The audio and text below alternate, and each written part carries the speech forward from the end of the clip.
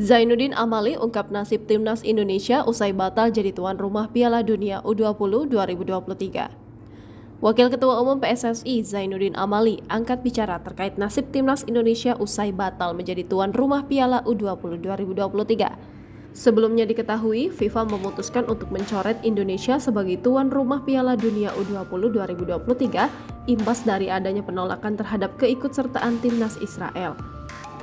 Terkait pembatalan tersebut, Zainuddin mengaku belum tahu apakah FIFA tetap mengizinkan timnas Indonesia bisa bertanding di Piala Dunia U20 yang sebelumnya direncanakan bakal digelar di Indonesia pada 20 Mei hingga 11 Juni 2023 mendatang.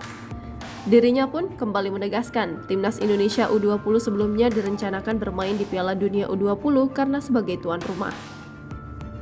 Sebelumnya adanya pembatalan ini, Ketua Umum PSSI Erick Thohir telah bertemu Presiden FIFA Gianni Infantino di Doha, Qatar pada Rabu. Pertemuan Erick Thohir dengan Presiden FIFA yakni untuk memperjuangkan agar penyelenggara Piala Dunia U20 tetap digelar di Indonesia. Dikutip dari laman resmi PSSI berpotensi menerima sanksi yang akan diputuskan kemudian.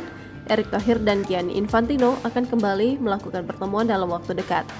Sementara, penunjukan tuan rumah Piala Dunia U20 hingga 2023 yang baru akan diumumkan sesegera mungkin.